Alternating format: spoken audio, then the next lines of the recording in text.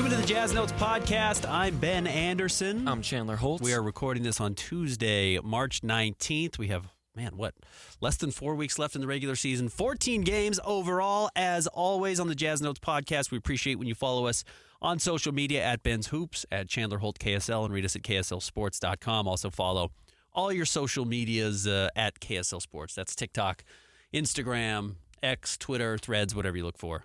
We've got you taken care of. YouTube, Facebook.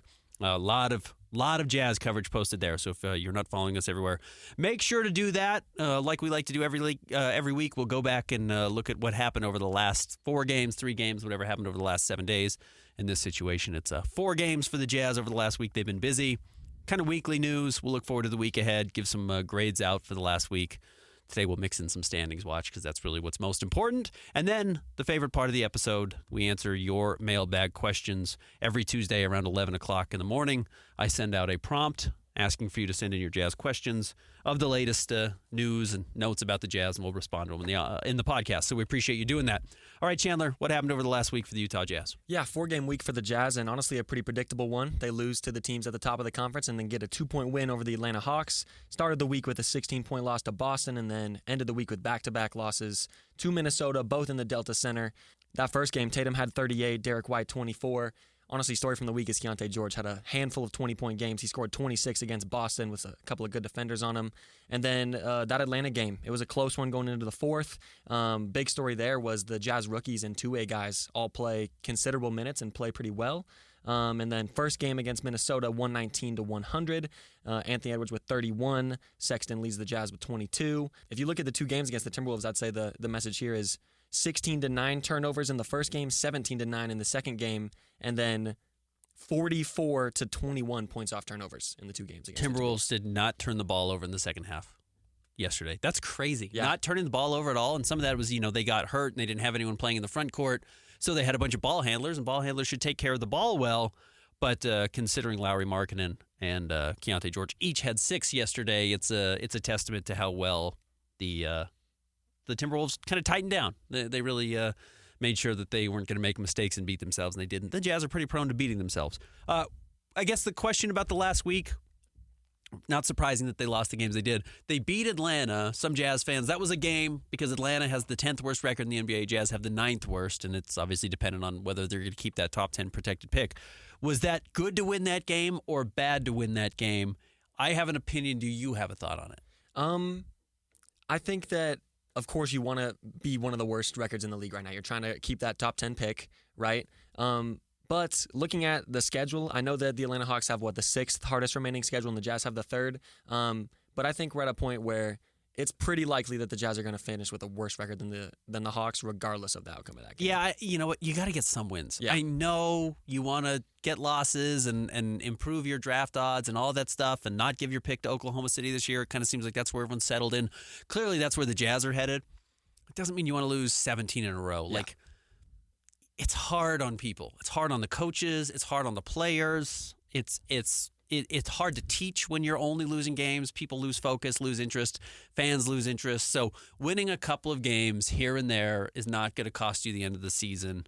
And we'll get into some what the projected final standings are going to be and what kind of the different websites say and why a couple of losses or wins here and there is probably not the end of the world, especially because Atlanta goes on the road and beats the Clippers. You know what I mean? That was crazy. On the road in L.A., they get that win.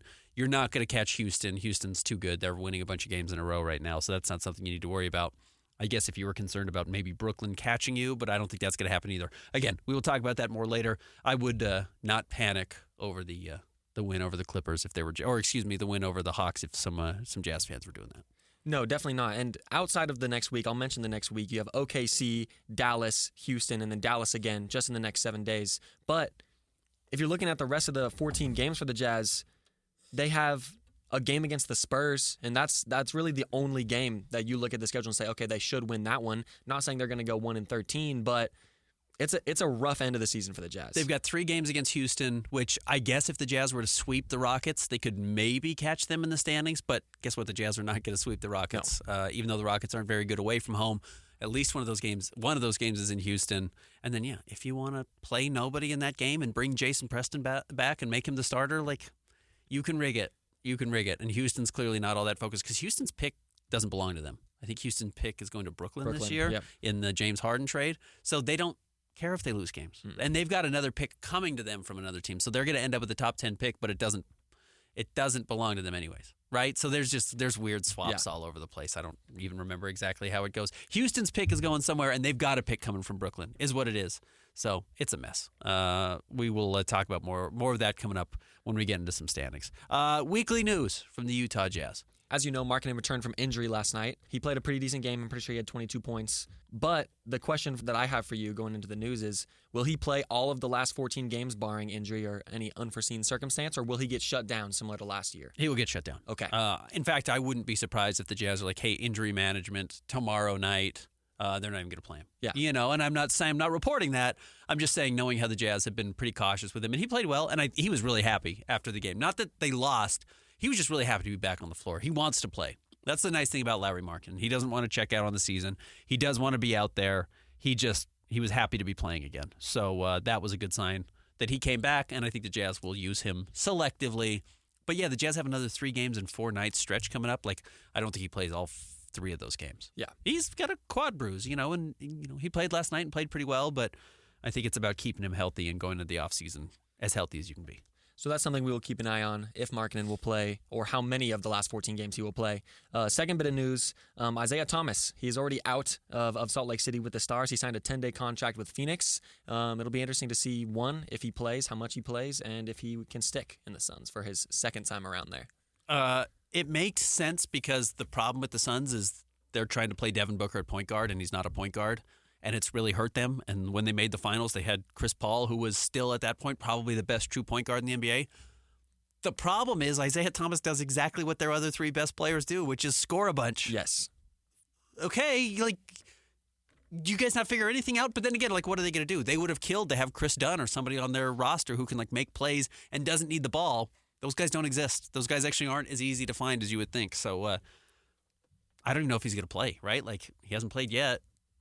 Maybe you just keep him for the rest of the year, and he's fun to have around. But, yeah, he doesn't address their issues. The Suns are a mess. Yeah, I love Isaiah Thomas. I love all Seattle Hoopers. But, like you said, even in 2017, when he was in his athletic prime, he was not a good defender. So now he still has that offensive bag, right? He can do a lot, but nothing defensive. Defensive liability, 100%.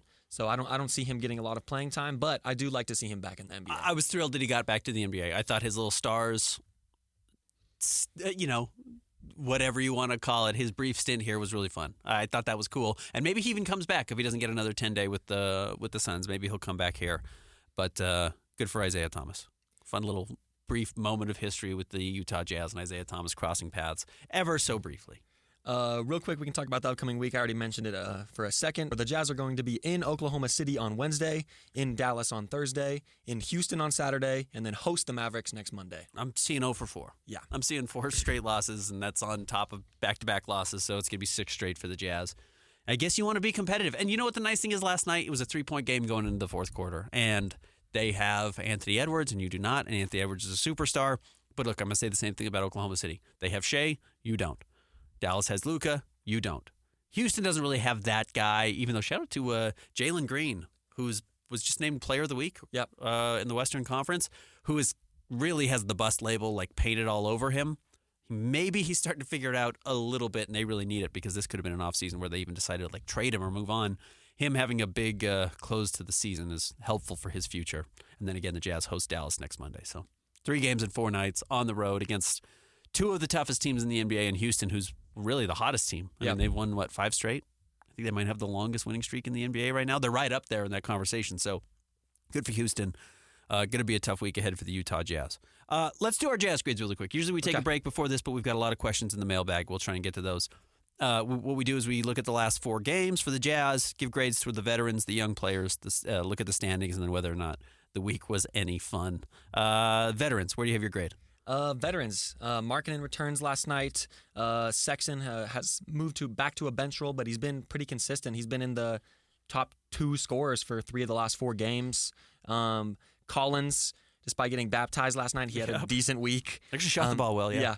I'm going to go with B-B. I think B- is fair. You got Lowry back. He was up and down. He did scored 22 points and grabbed 12 rebounds. He also turned the ball over 6 times and was only 1 of 5 from 3. Colin Sexton bouncing back is good. Yes. I think Colin Sexton finishing the season strong is a helpful thing because I suspect he's going to be on the team going forward. I could be wrong, but I think he's going to be on the team at least next year, and him continuing to play well and shoot 55% from the floor and 47% from 3. Like, guess what? I can probably figure out how to use that guy and his intensity. Jordan Clarkson only plays 1 game. He's still got that groin injury. I'm curious how much we'll see him the rest of the year.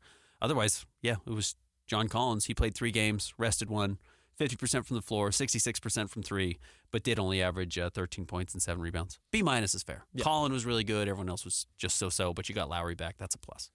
Next up, the young guys. I think this is actually an interesting week for grading the young guys because I feel like in the past it's been like, okay, Walker Kessler had a great week. Keontae George struggled. But honestly, you can look at all these games and be like, this young guy played really well in this game. Specifically Keontae George. He's been dropping 20 every other night, it feels like. Walker Kessler has played good. Bryce Sensabaugh has looked so much more comfortable. Honestly, night and day from his performances earlier in the year. And then you can also mention Micah Potter and Johnny Juzang in the Atlanta game. Yep. I'm going to say a B+ this week for the young guys. Keontae was good. 21 points a game, which again is crazy. He's just kind of, it's just not even like noteworthy anymore when he scores 18 or 20. You're just like, well, yeah, he scores 20 a game. That's what he does. He also handed out 5.5 assists. Problem was almost 4 turnovers a game. 3-point shooting dipped a little bit, back down to 33%. He was well over 40% for a long run there. But also shooting the heck out of the ball from the free throw line, 90%, and getting there 5 times a game. That's a huge plus for his scoring because that way, even when you shoot the 3 poorly, if you're getting to the free throw line, you're still efficient. Taylor Hendricks is a good player. Yep. He's not shooting the ball great, but he still shoots a lot of threes. I think if he learns like when to get to the paint and how to use some of those closeouts, he'll be better.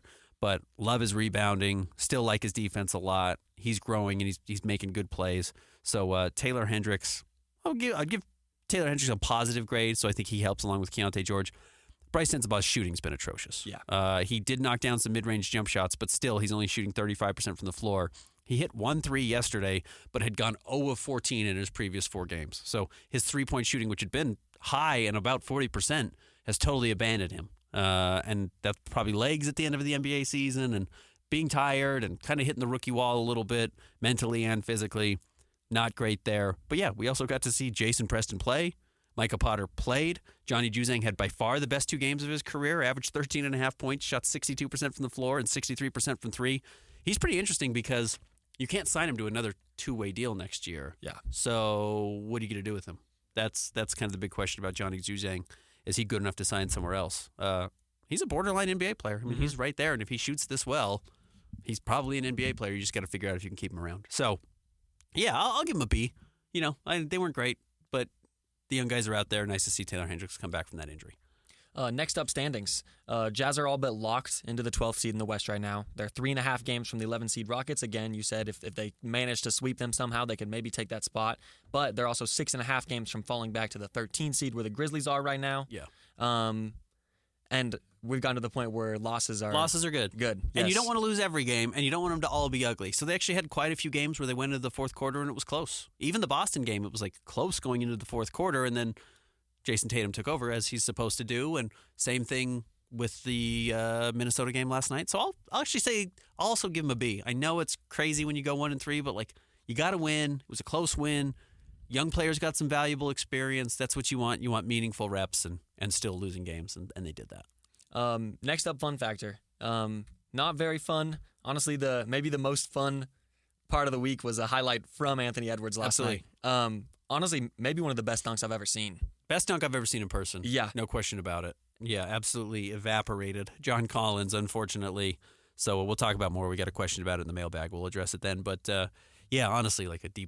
Yeah. Like these games just aren't that exciting to watch. Will Hardy was really unhappy with the team's performance on Saturday. And these were all home games too, so yeah, D+. Pretty miserable to watch. I agree with that. And even the 2-point win over Atlanta, it did not feel like a 2-point win. Like it didn't seem like a very close competitive game. We're going to take a break. On the other side, we're going to do some standing watch and get into the mailbag. More Jazz Notes coming up next.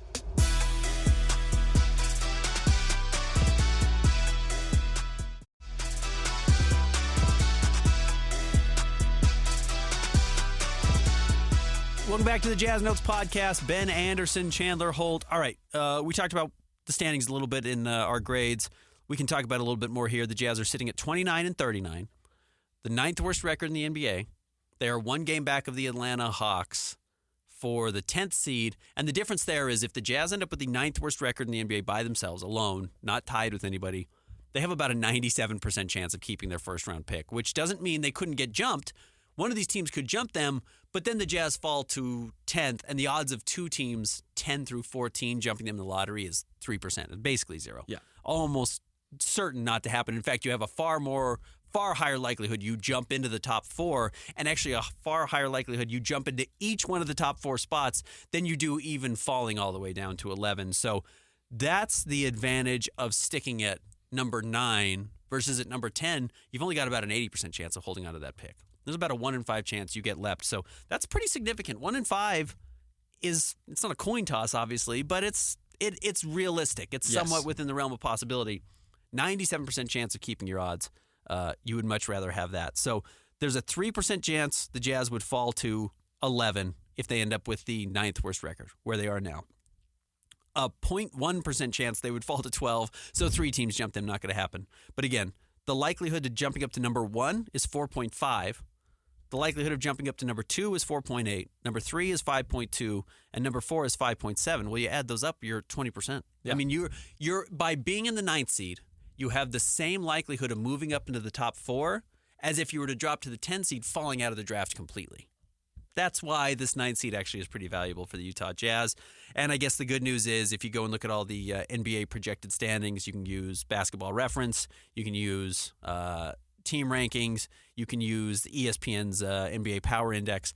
Basically, everybody says the Jazz are going to finish with 33 wins. They're going to be in 9th alone. And really, they're probably going to have 2 or 3 games of wiggle room with the Atlanta Hawks, and then 3 games with the Brooklyn Nets, who are going to finish with the 8th worst record. Yeah, that's actually what I wanted to talk to you about. The Brooklyn Nets right now are 26-42. Like you said, 3 games lower than the Jazz currently. Do you think that there's any chance that the Jazz could potentially get into that 8th spot? I know 3 games with only 14 left is kind of asking a lot. It's a lot. But Brooklyn doesn't have their pick, like you mentioned, so there's no reason for them to try to be losing games right now. But that's been the case all year, and the problem is they haven't figured it out. True. Like, they are a disaster. Yeah. They do have the 8th easiest schedule remaining, and as you mentioned, the Jazz have the 3rd toughest.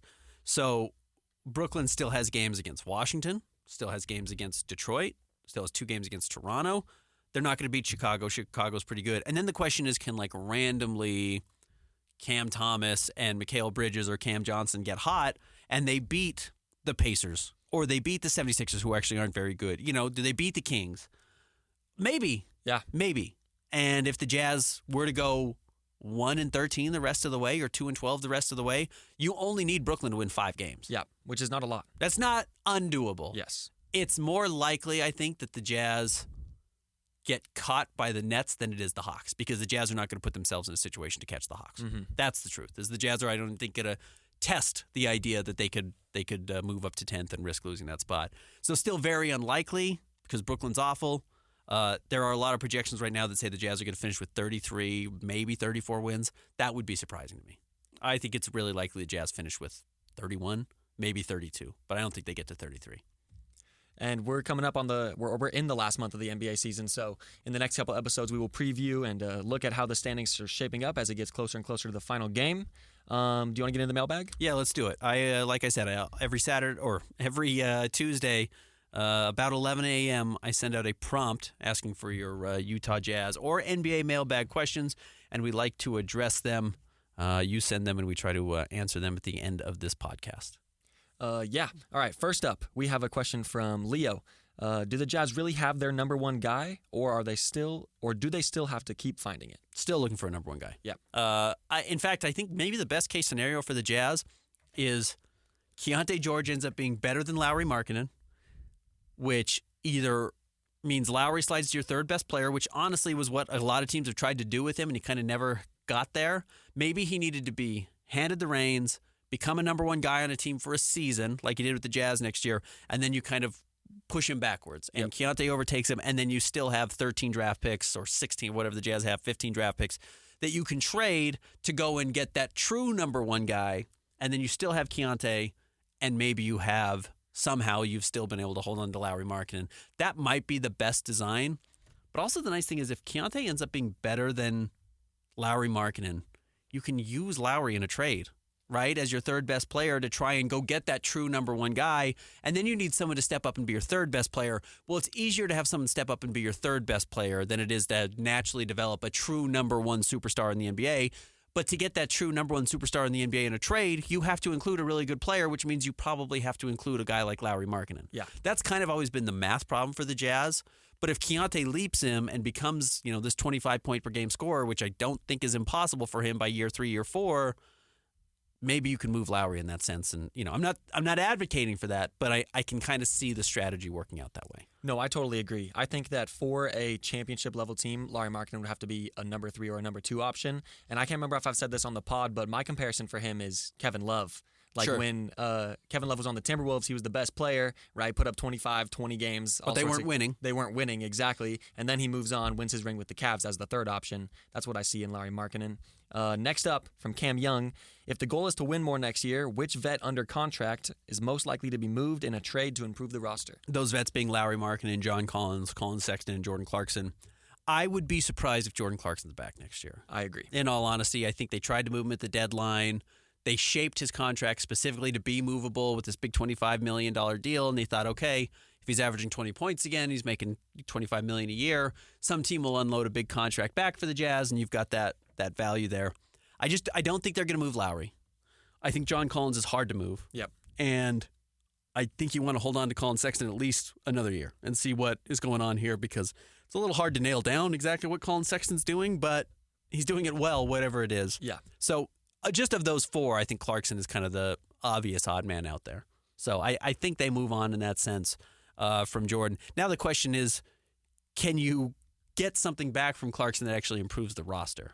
And it may just be a role player. You know what I mean? It may be somebody who's equal or even lesser value to Clarkson, but does something differently, like is a little bit better defensive player. Because you don't need ball-in-hand scorer, because now you have that in Colin. You have that in Keontae George. Even Bryce Sensabaugh can do that a little bit. It's what Lowry does. It's even what John Collins does. Like guys who need the ball but can score a little bit. You just don't need all your players to do that. So someone could use Jordan Clarkson, and the Jazz could probably use somebody who does something just a little bit differently, even if it's a reserve who only plays 15 minutes a game. Maybe some defenders. Well, they do need defense. Yeah. A lot of defense. So go find defense. That's what you got to get. Next up from Devin, if the Jazz get some lottery luck and jump into the top 3, would you rather use the pick or trade it for a more established player? I think it's more likely the Jazz trade the pick if they hold on to like 9 than if they move into the top 3. Mm-hmm. You want to take those superstar swings. And even though this is a quote-unquote bad draft, there's going to be a guy in the top 3 who you're like, man, if it all clicks, whether that's Sarr, the kid in France, or with Raicher or whatever, Zachre that they call him, like the other French kid, like, okay, like if it hits, he's really special. Yep. That's what you're looking for. Now 3, I don't know. 4, I don't know.